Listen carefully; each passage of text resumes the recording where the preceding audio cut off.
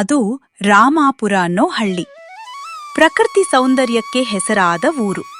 ಊರ ಕೋಣೆಯಲ್ಲಿ ಒಂದು ಸಣ್ಣ ಗುಡಿಸಲು ಇತ್ತು. ಅಲ್ಲಿ ರಂಗಣ್ಣ ಅನ್ನೋ ಬಡವ ತನ್ನ ಹೆಂಡತಿ ಗೌರಿ ಜೋತೆ ವಾಸವಾಗಿದ್ದ. ರಂಗಣ್ಣ ಕಾಡಿಗೆ ಹೋಗಿ ಕಟ್ಟಿಗೆ ಕಡಿದು ಊರಲ್ಲಿ ಮಾರಿ ಜೀವನ ಮಾಡುತ್ತಿದ್ದ. ಅವರಿಗೆ ಊಟಕ್ಕೂ ಕಷ್ಟ ಇತ್ತು. ಆದರೂ ಇಬ್ಬರು ಒಬ್ರಿಗೊಬ್ಬರು ಪ್ರೀತಿಸುತ್ತಿದ್ರು, ಖುಷಿಯಾಗಿದ್ರು. ಒಂದು ದಿನ ಬೆಳಿಗ್ಗೆ ಗೌರಿ ಹೊರಗೆ ಬಂದು ನೋಡಿದಳು. ಸೂರ್ಯ ಹುಟ್ಟೋ ಟೈಮು, ಹಕ್ಕಿಗಳ ಚಿಲಿಪಿಲಿ. ರೇ, ಇವತ್ತಿನ ದಿನ ಎಷ್ಟು ಚೆನ್ನಾಗಿದೆ ಅಲ್ವಾ? ಆಕಾಶ ನೋಡಿದ್ರೆ ಮನಸ್ಸಿಗೆ ಏನೋ ನೆಮ್ಮದಿ ಸಿಗುತ್ತೆ. ಇಡೀ ಪ್ರಕೃತಿ ನಗತಿರೋ ಹಾಗಿದೆ. ಇವತ್ತು ನಿಮಗೆ ಕಾಡಲ್ಲಿ ಒಳ್ಳೆ ಕಟ್ಟಿಗೆ ಸಿಗಬಹುದು ಅನ್ಸುತ್ತೆ. ಮನಸ್ಸು ಯಾಕೋ ಇವತ್ತು ಒಳ್ಳೇದಾಗುತ್ತೆ ಅಂತ ಹೇಳ್ತಿದೆ. ಹೌದು ಗೌರಿ, ಆದ್ರೆ ನಿನಗೆ ಗೊತ್ತಾ, ಈ ಪ್ರಕೃತಿಗಿಂತ ನೀನು ನಕ್ಕರೆ ನನಗೆ ಜಾಸ್ತಿ ಖುಷಿಯಾಗುತ್ತೆ. ಪಾಪ, ನಾನು ನಿನಗೆ ಏನ್ ಸುಖ ಕೊಟ್ಟಿದ್ದೀನಿ ಹೇಳು. ಆಕಾಶ ತಿಳಿಯಾಗಿದೆ ನಿಜ, ಆದರೆ ನಮ್ಮ ಬದುಕು ಕತ್ತಲಲ್ಲೇ ಇದೆಯಲ್ಲ. ನಿನ್ನ ಇನಗು ನೋಡಿದರೆ ನನ್ನ ಎದೆಗೆ ಯಾರೋ ಚೂರಿ ಹಾಕಿದಂತೆ ಆಗುತ್ತದೆ. ಮದುವೆಯಾಗಿ 10 ವರ್ಷ ಆಯ್ತು. ನಿನಗೇನ್ ಸುಖ ಕೊಟ್ಟೆ ನಾನು? ಒಂದು ಹೊತ್ತು ಹೊಟ್ಟೆ ತುಂಬ ಊಟ ಹಾಕೋ ಯೋಗ್ಯತೆನೂ ನನ್ಗಿಲ್ಲ. ನನ್ನಂತ ಗಂಡ ಸಿಕ್ಕಿದಕ್ಕೆ ನೀನು ಶಪಿಸ್ತಿದೀಯಾ ಅಲ್ವಾ? ರೀ, ಬಾಯಿ ಮುಚ್ಕೊಳ್ಳಿ. ಇನ್ಯಾವತ್ತೂ ಆ ಮಾತಾಡಬೇಡಿ. ನಾನು ಶಪಿಸೋದ ಯಾರಿಗೆ ಸಿಗ್ತಾರೆ ರೀ? ನಿಮ್ಮಂಥ ಗಂಡ. ಹೌದು, ನಮಗ ಬಡತನ ಇದೆ, ಮನೇಲಿ ಅಕ್ಕಿ ಕಾಳಿಲ್ಲ. ಆದರೆ ನೀವ್ಯಾವತ್ತಾದರೂ ಕುಡಿದು ಬಂದು ಹೊಡೆದಿದ್ದೀರಾ? ಇಲ್ಲ. ಕೆಟ್ಟ ದಾರೀಲಿ ದುಡ್ಡ ತಂದಿದ್ದೀರಾ? ಇಲ್ಲ. ನಿಮ್ಮ ಬೆವರಿನ ಹಣದಲ್ಲಿ ನಾನು ಗಂಜಿ ಕುಡಿದ್ರೂ ಅದು ನನಗೆ ಪರಮಾನ. ನನಗೆ ರೇಷ್ಮೆ ಸೀರೆ ಬೇಡ, ಒಡವೆ ಬೇಡ. ನೀವು ನಗ್ತಾ ಇದ್ರೆ ಅದೇ ಸಾಕು.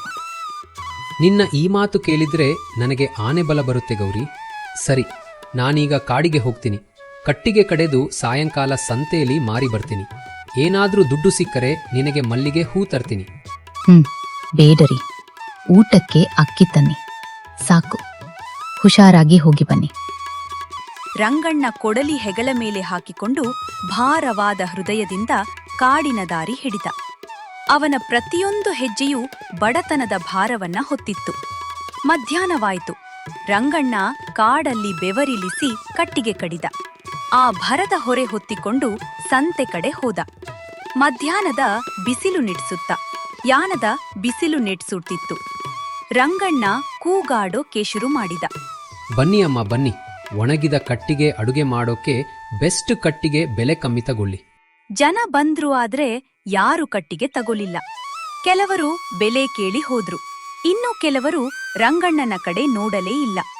ಅಷ್ಟರಲ್ಲೇ ಊರ ಮುಖಂಡರು ಮತ್ತು ಅವರ ಬಲಗೈ ಬಂಟಕರಿಯ ಅಲ್ಲಿಗೆ ಬಂದರು. ಅವರಿಗೆ ರಾಮಣ್ಣನ ಕಂಡರೆ ಎಲ್ಲಿಲ್ಲದ ತಾತ್ಸಾರ. ಓಹೋ, ನಮ್ಮೂರ ಮಹಾನ್ ಶ್ರೀಮಂತ ರಂಗಣ್ಣ ಬಂದವನೇ.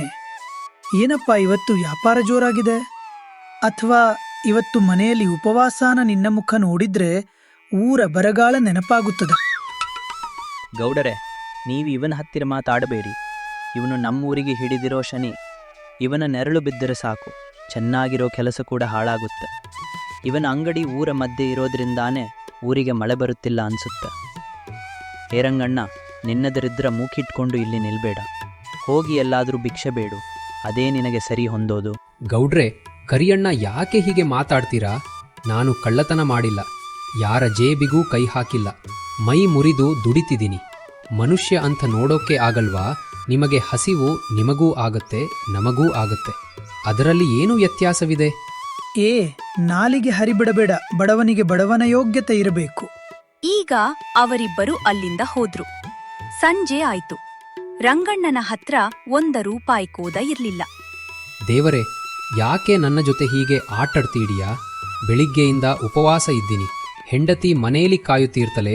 ಬರಿ ಕೈಲಿ ಹೋದ್ರೆ ಅವಳ ಮುಖ ನೋಡೋದು ಹೇಗೆ? ಛೇ, ಎಂಥ ಬದುಕು ನಂದು. ರಂಗಣ್ಣ ಭಾರವಾದ ಮನಸ್ಸಿಂದ ಮನೆ ಕಡೆ ನಡೆದ. ಮನೆಗೆ ಹೋದಾಗ ಗೌರಿ ಕಾಯುತ್ತಿದ್ದಳು. ರಂಗಣ್ಣನ ಖಾಲಿ ಕೈ ನೋಡಿ ಅವಳಿಗೆ ಅರ್ಥವಾಯಿತು. ಬಂದ್ರಿ ಅಲ್ವಾ? ಕೈ ಕಾಲು ತೊಳ್ಕೊಳ್ಳಿ. ಯಾಕೆ ಮುಖ ಹಂಗೆ ಮಾಡಿಕೊಂಡಿದ್ದೀರಾ ಇವತ್ತು ಏನೂ ಸಿಗಲಿಲ್ವಾ? ಇಲ್ಲ ಗೌರಿ, ಇವತ್ತು ಸಂತೆಯಲ್ಲಿ ಜನ ಇದ್ರು. ಆದರೆ ಯಾರಿಗೂ ಕಟ್ಟಿಗೆ ಬೇಕಾಗಿರ್ಲಿಲ್ಲ. ನನ್ನ ಹಣೆಬರ ಹಣೆ ಸರಿಯಿಲ್ಲ. ನಿನಗೆ ಊಟಕ್ಕೂ ಗತಿ ಇಲ್ಲದಂಗೆ ಮಾಡಿಬಿಟ್ಟೆ ಅಲ್ವಾ? ಸುಮ್ನಿರಿರಿ, ಅದ್ರಲ್ಲೇನಿದೆ. ಬನ್ನಿ ಊಟ ಮಾಡೋಣ. ಮನೇಲಿ ಸ್ವಲ್ಪ ಗಂಜಿ ಇದೆ, ಅದನ್ನೇ ಕುಡಿಯೋಣ. ಗಂಜಿ ಎಲ್ಲಿಂದ ಬಂತು? ಮನೆಯಲ್ಲಿ ಅಕ್ಕಿ ಇರ್ಲಿಲ್ಲವಲ್ಲ? ಅದು ಪಕ್ಕದ ಮನೆ ಅಜ್ಜಿ ಸ್ವಲ್ಪ ರಾಗಿ ಹಿಟ್ಟು ಕೊಟ್ಟಿದ್ರು, ಅದ್ರಲ್ಲೇ ಮಾಡಿದ್ದೀನಿ. ಬನ್ನಿ. ನೋಡು ಗೌರಿ, ನೀನು ಸುಳ್ಳು ಹೇಳಬೇಡ. ಈ ತಟ್ಟೇಲಿ ಇರೋದು ಒಬ್ಬರಿಗೆ ಆಗುವಷ್ಟು ಮಾತ್ರ. ಹಸಿವಿಲ್ಲ ಅಂತ ಸುಳ್ಳು ಹೇಳ್ಬೇಡಿ, ನೀವು ತಿನ್ನಿ, ನಾನು ಆಮೇಲೆ ಮಾಡ್ತೀನಿ. ಅವರಿಬ್ಬರೂ ಕಣ್ಣೀರು ಹಾಕುತ್ತಾ ಊಟನ ಹಂಚಿಕೊಂಡರು. ಮರುದಿನ ಬೆಳಿಗ್ಗೆ ರಂಗಣ್ಣ ಲೇಟಾಗಿ ಎದ್ದ. ರಿಯೋಳಿ, ಸೂರ್ಯ ನೆತ್ತಿ ಮೇಲೆ ಬಂದ. ಇವತ್ತು ಕಾಡಿಗೆ ಹೋಗಲ್ವಾ? ಅಯ್ಯೋ, ಲೇಟ್ ಆಯ್ತು. ಇವತ್ತು ಬೇಗ ಸಂತೆಗೆ ಹೋಗ್ಬೇಕು, ಇಲ್ಲ ಅಂದ್ರೆ ಸಂತೆ ಮುಗಿದು ಹೋಗುತ್ತೆ. ರಂಗಣ್ಣ ಅವಸರದಲ್ಲಿ ಕಾಡಿಗೆ ಓಡಿದ ಕಾರ್ ಮಧ್ಯೆ ಹೋಗುತ್ತಿರುವಾಗ ಅವನಿಗೆ ಯಾರೋ ನರಳಾಡೋ ಶಬ್ದ ಕೇಳಿಸ್ತು. ಯಾರದು? ಈ ಘೋರ ಕಾಡಲ್ಲಿ ಯಾರ ಶಬ್ದ ಇದು? ಪ್ರಾಣಿನ ಅಥವಾ ಮನುಷ್ಯರ? ರಂಗಣ್ಣ ಆ ಶಬ್ದ ಬಂದ ಕಡೆ ಹೋದ. ಅಲ್ಲಿ ಪೊದೆ ಹಿಂದೆ ಒಬ್ಬ ಹುಡುಗಿ ಬಿದ್ದಿದ್ಲು. ಪ್ರಜ್ಞೆ ತಪ್ಪಿದ್ದಳು. ನೋಡೋಕ್ಕೆ ರಾಜವಂಶ ತರ ಇದ್ಲು. ಅಯ್ಯೋ ದೇವರೇ, ಏನಿದು?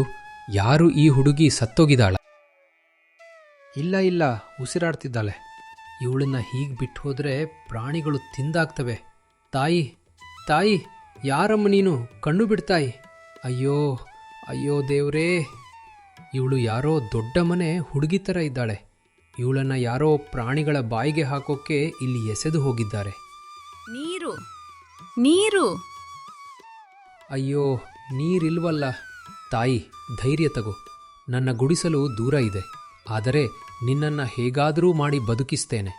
ಏನೇ ಆಗಲಿ ಪ್ರಾಣ ಉಳಿಸುವುದು ಮುಖ್ಯ. ಇವಳನ್ನ ಮನೆಗೆ ತಗೊಂಡು ಹೋಗ್ತೀನಿ. ರಂಗಣ್ಣನ ಮನಸ್ಸಲ್ಲಿ ಯುದ್ಧ ನಡೆಯಿತು. ಕೊನೆಗೆ ಮನುಷ್ಯತ್ವ ಗೆಲ್ತು. ರಂಗಣ್ಣ ಆ ಹುಡುಗಿನ ಎತ್ತಿಕೊಂಡು ಮನೆಗೆ ಬಂದ. ಗೌರಿ ಇದು ನೋಡಿ ಬೆಚ್ಚಿ ಬಿದ್ಲು. ರೀ, ಯಾರು ಈ ಹುಡುಗಿ? ಏನಾಯ್ತು ಇವಳಿಗೆ? ಗೌರಿ, ಇವಳು ಕಾಡಲ್ಲಿ ಸಾಯೋ ಸ್ಥಿತಿಯಲ್ಲಿ ಬಿದ್ದಿದ್ಲು. ಇವಳನ್ನ ಬಿಟ್ಟು ಬರೋಕೆ ಮನಸ್ಸಾಗ್ಲಿಲ್ಲ. ಬೇಗ ನೀರು ತಗೊಂಡು ಬಾ, ಗಾಯ ಒರೆಸೋಣ. ಅಯ್ಯೋ ಪಾಪ, ಎಂತ ಚಂದದ ಹುಡುಗಿ. ಯಾರೋ ಪಾಪಿಗಳು ಹೀಗೆ ಮಾಡಿದ್ದಾರೆ. ಇವಳ ಅಪ್ಪ ಅಮ್ಮ ಎಷ್ಟು ಒತ್ತಾಡುತ್ತಿದ್ದಾರೋ ಏನೋ. ರಂಗಣ್ಣ ಮತ್ತು ಗೌರಿ ಆ ಹುಡುಗಿಗೆ ಸೇವೆ ಮಾಡಿದ್ರು. 2 ದಿನ ಆದ ಮೇಲೆ ಆ ಹುಡುಗಿಗೆ ಪ್ರಜ್ಞೆ ಬಂತು. ಹೆದ್ರುಕೋಬೇಡ ತಾಯಿ, ನಾವು ಬಡವರು, ಆದರೆ ಕೆಟ್ಟವರಲ್ಲ. ನೀನು ಕಾಡಲ್ಲಿ ಲಿಬ್ಬಿದ್ದಿದೆ. ನಿನ್ನ ಪ್ರಾಣ ಉಳಿಸೋಕೆ ಇಲ್ಲಿಗೆ ತಂದ್ವಿ. ನೀನು ಯಾರು ತಾಯಿ? ಎಲ್ಲಿಂದ ಬಂದೆ? ನನ್ನ ಹೆಸರು ರಾಧಾ. ನನ್ನ ಪಕ್ಕದೂರ್ನವಳು. ಕಾಡಿಗೆ ಬಂದಿದ್ದೆ, ಕಾಲು ಜಾರಿ ಬಿದ್ದೆ. ಆ ಹುಡುಗಿ ಸುಳ್ಳೆ ಹೇಳ್ತಿದ್ಲು. ಅವಳು ರಾಧಾ ಅಲ್ಲ, ಅವಳು ಈ ನಾಡಿನ ರಾಜಕುಮಾರಿ ಚಂದ್ರಲೇಖ. ಅವಳನ್ನ ಯಾರೋ ಕೊಲ್ಲೋಕೆ ನೋಡಿದ್ರು. ಆದ್ರೆ ಈ ಬಡವರಿಗೆ ತನ್ನ ನಿಜವಾದ ಹೆಸರು ಹೇಳಿದ್ರೆ ಏನಾಗುತ್ತೋ ಅಂತ ಭಯಪಟ್ಲು. ಸರಿ ಬಿಡುರ, ನೀನು ಹುಷಾರಾಗೋವರೆಗೂ ಇಲ್ಲೇ ಇರು. ಆಮೇಲೆ ನಿನ್ನ ಮನೆಗೆ ಬಿಟ್ಟು ಬರ್ತೀವಿ. ಆದ್ರೆ ಈ ಗುಡಿಸಲು ತುಂಬಾ ಚಿಕ್ಕದಿದೆ. ಇಲ್ಲಿ ಗಾಳಿ ಪಂಕವೂ ಇಲ್ವಾ? ಮಲಗಲು ಹಾಸಿಗೆಯೂ ಇಲ್ವಾ? ನಾನು ನೆಲದ ಮೇಲೆ ಮಲಗಬೇಕಾ? ಕ್ಷಮಿಸ್ತಾಯಿ, ನಮ್ಮ ಹತ್ತಿರ ಇರೋದೇ ಇಷ್ಟು. ನಿನಗೆ ಕಷ್ಟ ಆದ್ರೆ ಹೇಳ್ಕೋ. ಛೆ, ಎಂತ ಜಾಗಕ್ಕೆ ಬಂದುಬಿಟ್ಟೆ. ಇವರು ಬಡವರು ಆದ್ರೆ ಇವ್ರ ಹತ್ರ ದುಡ್ಡು ಕಿತ್ತುಕೊಳ್ಳುವ ಹಾಗಿಲ್ಲ. ಸರಿ, ಸ್ವಲ್ಪ ದಿನ ಇಲ್ಲೇ ಇರ್ತೀನಿ. ಹೀಗೆ ದಿನ ಕಳಿತು. ರಾಧಾ ಬಡವರ ಮನೆಯಲ್ಲಿ ರಾಜಕುಮಾರಿ ತರ ಆಡ್ತಿದ್ಲು. ಗೌರಿ ಅಕ್ಕ, ಇವತ್ತು ಊಟಕ್ಕೆ ಏನ್ ಮಾಡಿದ್ದೀಯಾ? ಬರಿಗಂಜಿನ ಇದನ್ನು ನಾಯಿ ಕೂಡ ತಿನ್ನಲ್ಲ. ನನಗೆ ಇದು ಬೇಡ. ಹೋಗಿ ಪೇಟಿಯಿಂದ ತುಪ್ಪದ ಅನ್ನ ಪಾಯಸ ತಗೊಂಡು ಬನ್ನಿ. ಇಲ್ಲದಿದ್ರೆ ನಾನು ಊಟ ಮಾಡಲ್ಲ. ಅಯ್ಯೋ ರಾಧಾ, ನಮ್ಮನೇಲಿ ತುಪ್ಪ ಎಲ್ಲಿಂದ ತರಲಿ? ಇರೋದ್ರಲ್ಲೇ ರುಚಿಯಾಗಿ ಮಾಡ್ತೀನಿ, ತಿನ್ನು. ಅದೆಲ್ಲ ನನಗೆ ಗೊತ್ತಿಲ್ಲ. ನನ್ನ ಜೀವ ಉಳಿಸಿದ್ದೀರಾ ಅಂತ ಉಪಕಾರ ಹೇಳಬೇಡಿ. ನನಗೆ ಒಳ್ಳೆ ಊಟ ಬೇಕು ಅಷ್ಟೆ. ಈ ಕಸದ ಗುಂಡಲಿ ಇರೋದೇ ನನಗೆ ಹಿಂಸೆ ಆಗ್ತಿದೆ. ನೀವು ಸರಿಯಾಗಿ ನನ್ನ ನೋಡಿಕೊಳ್ಳುತ್ತಿಲ್ಲ. ರಂಗಣ್ಣ ಮತ್ತು ಗೌರಿಗೆ ಆ ಮಾತುಗಳು ತುಂಬಾ ನೋವು ಕೊಟ್ವು. ಆದ್ರೆ ಅವರು ಇನ್ನೂ ಹುಷಾರಾಗಿಲ್ಲ ಅಂತ ಸಹಿಸ್ಕೊಂಡ್ರು. ಇವಳು ನಮ್ಮ ಜೀವ ಉಳಿಸಿದ್ವಿ ಅನ್ನೋ ಕೃತಜ್ಞತೆನೂ ಇಲ್ದೆ ನಮ್ಮ ಪ್ರಾಣ ತಿಂತಿದ್ದಾಳಲ್ಲ. ಸರಿ ರಾಧಾ, ಕೋಪ ಮಾಡ್ಕೋಬೇಡ. ನಾನು ಸಾಲ ಮಾಡಿ ಆದ್ರೂ ನಿನಗೆ ತುಪ್ಪ ತರ್ತೀನಿ. ರಂಗಣ್ಣ ಊರಲ್ಲಿ ಸಾಲ ಮಾಡಿ ಅವಳಿಗೆ ತುಪ್ಪ ಹಾಲು ತಂದುಕೊಟ್ಟ. ರಂಗಣ್ಣ ಮತ್ತು ಗೌರಿ ಉಪವಾಸ ಇದ್ರು. ಹೀಗೆ 1 ವಾರ ಕಳೆಯಿತು. ಚಂದ್ರಲೇಖ ಬಡವರ ಮನೆಯಲ್ಲಿ ರಾಜಕುಮಾರಿ ತರ ಮೆರಿತಿದ್ಲು. ಇತ್ತ ರಾಜಧಾನಿಯಲ್ಲಿ ರಾಜ ವಿಕ್ರಮ ಹುಚ್ಚನ ಹಾಗೆ ಆಗಿದ್ದು. ಸೇನಾಪತಿ ವೀರಸಿಂಹ, ನಿನ್ನ ಮೇಲೆ ನನಗೆ ಅಪಾರ ನಂಬಿಕೆ ಇತ್ತು. 2 ದಿನಗಳಲ್ಲಿ ನನ್ನ ಮಗಳನ್ನು ಕಂಡುಕೊಡುತ್ತೇನೆ ಅಂತ ಹೇಳಿದ್ದೆ. 1 ವಾರ ಆಯಿತು. ನನ್ನ ಮಗಳು ಎಲ್ಲಿ, ನಮಗಳು ಎಲ್ಲಿ? ಭೂಮಿ ಬಾಯಿಬಿಟ್ರೂ ಸರಿ, ಆಕಾಶ ತೂತು ಬಿದ್ದರೂ ಸರಿ, ಅವಳು ಎಲ್ಲಿದ್ದಾಳೆ ಅಂತ ಹುಡುಕೊಂಡು ಬಾ. ಮುದಿರಾಜನೇ, ನಿನ್ನ ಮಗಳು ಸತ್ತೋಗಿದ್ದಾಳೆ ಅನ್ಕೊಂಡಿದ್ದೆ. ಆದರೆ ಗೂಢಚಾರರು ಹೇಳ್ತಿದ್ದಾರೆ ಅವಳು ರಾಮಪುರದ ಯಾವುದೋ ಗುಸ್ಲಿನಲ್ಲಿ ಬದುಕಿದ್ದಾಳೆ ಅಂತ. ಅವಳು ಬದುಕಿ ಬಂದರೆ ನನ್ನ ಕಥೆ ಮುಗಿತು. ನಾನೇ ಹೋಗಿ ಅವಳ ಕಥೆ ಮುಗಿಸ್ತೀನಿ. ಪ್ರಭು, ಸುಳಿವು ಸಿಕ್ಕಿದೆ. ರಾಜಕುಮಾರಿಯನ್ನ ರಾಮಪುರದ ಒಬ್ಬ ಕಟುಕ ಬಂದಿ ಮಾಡಿ ಇಟ್ಟುಕೊಂಡಿದ್ದಾನೆ. ನಾವು ಈಗಲೇ ಹೋಗಿ ರಕ್ಷಣೆ ಮಾಡ್ತೀವಿ. ನಿಜ ಅಂದ್ರೆ ಈ ವೀರಸಿಂಹನೇ ರಾಜಕುಮಾರಿನ ಕೊಳ್ಳೋಕೆ ಪ್ಲಾನ್ ಮಾಡಿದ್ದ. ಅವನು ರಾಜನಾಗೋ ಆಸೆಯಿಂದ ಹೀಗೆ ಮಾಡಿದ್ದ. ರಾಮಪುರದಲ್ಲಿ ಚಂದ್ರಲೇಖ ಗೌರಿ ಹತ್ರ ಜಗಳ ಮಾಡ್ತಿದ್ಲು. ಅಷ್ಟರಲ್ಲಿ ವೀರಸಿಂಹ ರಗೂಢಚಾರರಿಗೆ ಸುದ್ದಿ ಸಿಕ್ತು.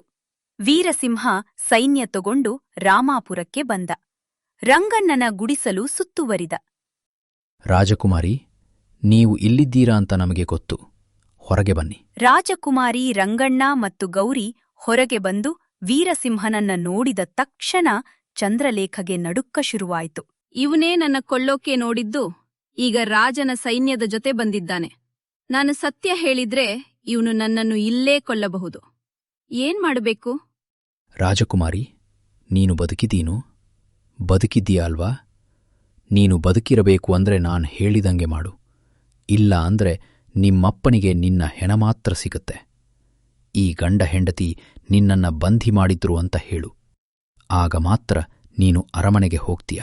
ಚಂದ್ರಲೇಖ ತನ್ನ ಪ್ರಾಣ ಉಳಿಸಿಕೊಳ್ಳೋಕೆ ಆ ಅಮಾಯಕ ಜೀವಗಳನ್ನ ಬಲಿ ಕೊಡೋಕೆ ನಿರ್ಧಾರ ಮಾಡಿದ್ಲು. ಸೈನಿಕರೇ, ಈ ರಂಗಣ್ಣ ಮತ್ತು ಗೌರಿಯನ್ನ ಬಂಧಿಸಿ, ಇವರು ನಮ್ಮ ರಾಜಕುಮಾರಿಯನ್ನ ಅಪಹರಣ ಮಾಡಿ ಚಿತ್ರಹಿಂಸೆ ಕೊಟ್ಟಿದ್ದಾರೆ. ಅಯ್ಯೋ, ಇದೇನು ಹೇಳುತ್ತಿದ್ದೀರಾ ಸ್ವಾಮಿ? ನಾವು ಬಂದಿ ಮಾಡಿಲ್ಲ. ಅವಳು ಸಾಯುತ್ತಿದ್ಲು. ನಾವು ಬದುಕಿಸಿದ್ವಿ. ತಾಯಿ ರಾಧಾ. ರಾಜಕುಮಾರಿ, ನೀವಾದರೂ ಸತ್ಯ ಹೇಳಿ ತಾಯಿ. ನಾವು ನಿಮಗೋಸ್ಕರ ಸಾಲ ಮಾಡಿ ತುಪ್ಪದ ಅನ್ನ ಹಾಕಿದ್ವಿ. ರಾಧಾ, ನಾವೇನೂ ಹಿಂಸೆ ಮಾಡಿದ್ವಿ. ನಮ್ಮಕ್ಕಳ ತರ ನೋಡ್ಕೋತಿದ್ವಿ. ನನಗೇನು ಗೊತ್ತಿಲ್ಲ. ಸೇನಾಪತಿ, ಇವರು ನನ್ನನ್ನ ಇಲ್ಲಿ ಕೂಡಿ ಹಾಕಿದ್ರು. ನನಗೆ ಹಿಂಸೆ ಕೊಟ್ರು. ಇವರನ್ನ ಜೈಲಿಗೆ ಹಾಕಿ. ಆ ಮಾತು ಕೇಳಿ ರಂಗಣ್ಣನಿಗೆ ಆಕಾಶವೇತಲೆ ಮೇಲೆ ಬಿದ್ದ ಹಂಗಾಯಿತು. ಸೈನಿಕರು ರಂಗಣ್ಣ ಮತ್ತು ಗೌರಿನ ಎಳೆದುಕೊಂಡು ಹೋದ್ರು. ರಂಗಣ್ಣ ಮತ್ತು ಗೌರಿಯನ್ನ ಅರಮನೆಯ ಕತ್ತಲ ಕೊನೆಗೆ ಹಾಕಲಾಯಿತು. ನಾಳೆ ಬೆಳಿಗ್ಗೆ ಅವರಿಗೆ ಮರಣದಂಡನೆ. ಇಬ್ರೂ ಮೂಲೆಯಲ್ಲಿ ಕೂತು ಆಳ್ತಿದ್ರು. ಗೌರಿ, ನನ್ನನ್ನ ಕ್ಷಮಿಸು. ನಾನು ಅವತ್ತು ಅವಳನ್ನ ಮನೆಗೆ ಅತರದೇ ಇದ್ದಿದ್ರೆ ಇವತ್ತು ನಮಗೆ ಈ ಸ್ಥಿತಿ ಬರ್ತಿರ್ಲಿಲ್ಲ. ನಾನು ನಿನ್ನನ್ನ ಸಾವಿನ ಬಾಯಿಗೆ ತಳ್ಳಿದೆ. ಎಲ್ಲರೂ ಮಲಗಿದ್ರು. ವೀರಸಿಂಹ ಕತ್ತಲ ಕೋಣೆಗೆ ಬಂದ. ಅವನು ತುಂಬಾ ಖುಷಿಯಾಗಿದ್ದ. ಅವನು ಇವ್ರು ಸಾಯ್ತಾರೆ ಅಂತ ಧೈರ್ಯದಲ್ಲಿ ಬಾಯಿಬಿಟ್ಟ. ಏನ್ ರಂಗಣ್ಣ, ಹೇಗಿದೆ ರಾಜಾತಿಥ್ಯ? ಪಾಪ ಕಣ್ಣಯ್ಯ, ನೀನು ರಾಜಕುಮಾರಿ ಪ್ರಾಣ ಉಳಿಸಿದ್ರಿ. ಆದರೆ ಅವಳೇ ನಿಮ್ಮ ಕತ್ತಿಗೆ ಹಗ್ಗ ಹಾಕಿಸಿದಳು. ಎಂಥ ಕಾಲ ಬಂತಲ್ವಾ? ವೀರಸಿಂಹ, ನೀನು ಮನುಷ್ಯನ ರಾಕ್ಷಸನ ರಾಜಕುಮಾರಿ. ಯಾಕೆ ಸುಳ್ಳು ಹೇಳಿದ್ಲು? ನೀನು ಅವಳನ್ನ ಹೆದರಿಸಿದೆ ಅಲ್ವಾ? ಬುದ್ಧಿವಂತ ನೀನು.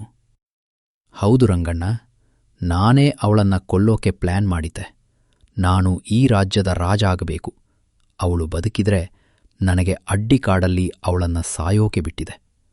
ನೀನು ಮಧ್ಯ ಬಂದು ಅವಳನ್ನ ಉಳಿಸಿದೆ. ಈಗ ನಿಮ್ಮಿಬ್ಬರನ್ನ ಸಾಯಿಸಿದರೆ ಬಂದಿ ಮಾಡಿದವರು ಸತ್ರು ಅಂತ ಕಥೆ ಮುಗಿಯುತ್ತದೆ. ನಾಳೆ ನಿಮ್ಮ ತಲೆ ಹೋಗುತ್ತೆ. ಹೀಗೆ ಹೇಳಿ ವೀರಸಿಂಹ ನಗ್ತಾ ಹೋದ. ಆದರೆ ಅವನಿಗೆ ಗೊತ್ತಿರ್ಲಿಲ್ಲ, ಪಕ್ಕದ ಕಂಬದ ಹಿಂದೆಯೇ ರಾಜಕುಮಾರಿ ಚಂದ್ರಲೇಖ ಅವಿತುಕೊಂಡು ನಿಂತಿದ್ಲು ಅಂತ. ಅವಳಿಗೆ ಪಾಪ ಪ್ರಜ್ಞೆ ಕಾಡುತ್ತಿತ್ತು. ಅದಕ್ಕೆ ಕ್ಷಮೆ ಕೇಳೋಕೆ ಬಂದಿದ್ಲು. ಆದರೆ ವೀರಸಿಂಹನ ಮಾತು ಕೇಳಿ ಅವಳಿಗೆ ಸತ್ಯದ ಅರಿವಾಯಿತು. ಹೇ ದೇವರೇ, ನಾನೆಂತ ಪಾಪ ಮಾಡಿದೆ? ನನ್ನ ಪ್ರಾಣ ಉಳಿಸಿದ ದೇವತಾ ಮನುಷ್ಯರನ್ನೇ ಕೊಲ್ಲೋಕೆ ಹೊರಟಿದ್ದೀನಿ. ನನ್ನ ಸ್ವಾರ್ಥಕ್ಕೋಸ್ಕರ ಇವರನ್ನ ಬಲಿ ಕೊಟ್ಟೆ. ಛಿ, ನನ್ನ ಜನ್ಮಕ್ಕೆ ಬೆಂಕಿ ಹಾಕ ಇಲ್ಲ. ನಾನು ಹೀಗೆ ಆಗೋಕೆ ಬಿಡಲ್ಲ. ಮರುದಿನ ಬೆಳಿಗ್ಗೆ ರಾಜಸಭೆ ತುಂಬಿ ತುಳುಕುತ್ತಿತ್ತು. ರಂಗಣ್ಣ ಮತ್ತು ಗೌರಿಯನ್ನ ರಾಜನ ಮುಂದೆ ನಿಲ್ಲಿಸಿದರು. ಜಲ್ಲಾದ ಕತ್ತಿ ಹಿಡಿದು ನಿಂತಿದ್ದ. ರಂಗಣ್ಣ, ಗೌರಿ, ನೀವು ನನ್ನ ಮಗಳನ್ನು ಅಪಹರಣ ಮಾಡಿದ್ದಕ್ಕೆ ಮರಣದಂಡನೆ ವಿಧಿಸುತ್ತೇನೆ. ನಿಮಗೆ ಕೊನೆಯ ಆಸೆ ಏನಾದರೂ ಇದೆಯಾ? ಮಹಾರಾಜರೇ, ನಮಗೆ ಸಾವಿನ ಭಯ ಇಲ್ಲ. ಆದರೆ ಇತಿಹಾಸ ನಮ್ಮನ್ನು ಕಳ್ಳರು ಅಂತ ಕರೆಯೋದು ಬೇಡ. ನಾವು ನಿಮ್ಮ ಮಗಳ ಪ್ರಾಣ ಉಳಿಸಿದ್ವಿ. ಅವಳನ್ನ ಮಗುವಿನ ತರ ಸಾಕಿದ್ವಿ. ಇದೇ ನಾವು ಮಾಡಿದ ಅಪರಾಧ. ರಾಜಕುಮಾರಿಗೆ ಸುಳ್ಳು ಹೇಳೋ ಅನಿವಾರ್ಯ ಇದ್ದೇನು.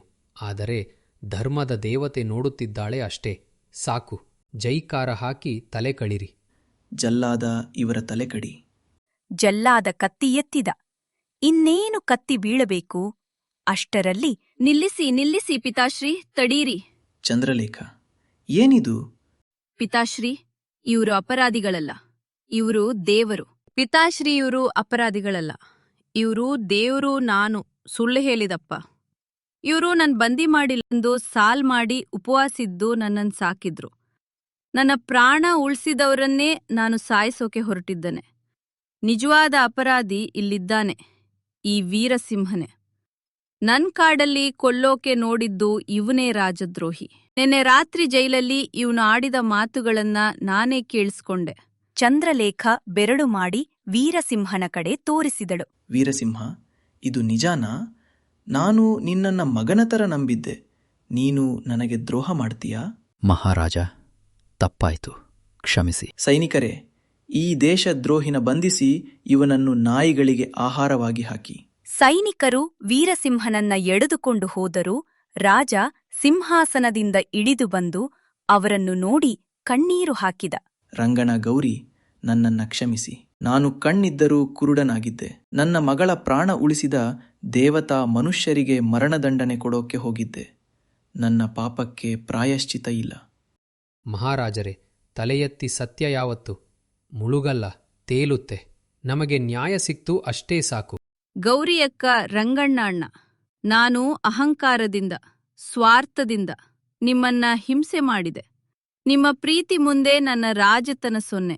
ನನ್ನನ್ನ ಮಗಳ ತರ ಕ್ಷಮಿಸ್ತೀರಾ? ರಂಗಣ್ಣ, ಇವತ್ತಿಂದ ನೀನು ಬಡವನಲ್ಲ. ನಿನ್ನ ಪ್ರಾಮಾಣಿಕತೆಗೆ ಬೆಲೆ ಕಟ್ಟೋಕೆ ಆಗಲ್ಲ. ಆದರೆ ನನ್ನ ಕೃತಜ್ಞತೆಯಾಗಿ ನಿನಗೆ 10 ಎಕರೆ ಜಮೀನು, ದೊಡ್ಡ ಬಂಗಲೆ ಕೊಡ್ತೀನಿ.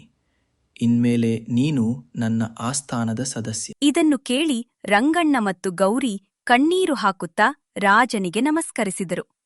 ಊರಿಗೆ ಹೋದಾಗ ಬಸವೇಗೌಡ್ರು ಮತ್ತು ಕರಿಯ ತಲೆ ತಗ್ಗಿಸಿ ನಿಂತಿದ್ರು. ರಂಗಣ್ಣ ಯಾರ ಮೇಲೂ ದ್ವೇಷ ಸಾಗಿಸ್ಲಿಲ್ಲ, ಎಲ್ಲರನ್ನೂ ಪ್ರೀತಿಸಿದ. ನೋಡಿದ್ರಲ್ ವೀಕ್ಷಕರೇ, ಅಧಿಕಾರ, ಅಂತಸ್ತು, ಹಣ ಎಲ್ಲದಕ್ಕಿಂತ ಮನುಷ್ಯತ್ವ ದೊಡ್ಡದು ಅನ್ನೋದನ್ನ ಈ ಕಥೆ ನಮಗೆ ಕಲಿಸಿಕೊಡ್ತು. ಒಳ್ಳೇದು ಮಾಡೋಕೆ ಹೋದಾಗ ಕಷ್ಟಗಳು ಬರಬಹುದು, ಅವಮಾನ ಆಗಬಹುದು, ಕೊನೆಗೆ ಸಾವೇ ಎದುರಾಗಬಹುದು. ಆದರೆ ನೆನಪಿರ್ಲಿ, ಸತ್ಯಕ್ಕೆ ಸಾವಿಲ್ಲ, ಸುಳ್ಳಿಗೆ ಉಳಿಗಾಲವಿಲ್ಲ. ರಂಗಣ್ಣನ ಸಹನೆ ಮತ್ತು ತ್ಯಾಗ ಕೊನೆಗೆ ಒಂದು ದೊಡ್ಡ ಸಾಮ್ರಾಜ್ಯವನ್ನೇ ತಲೆಬಾಗುವಂತೆ ಮಾಡಿತು.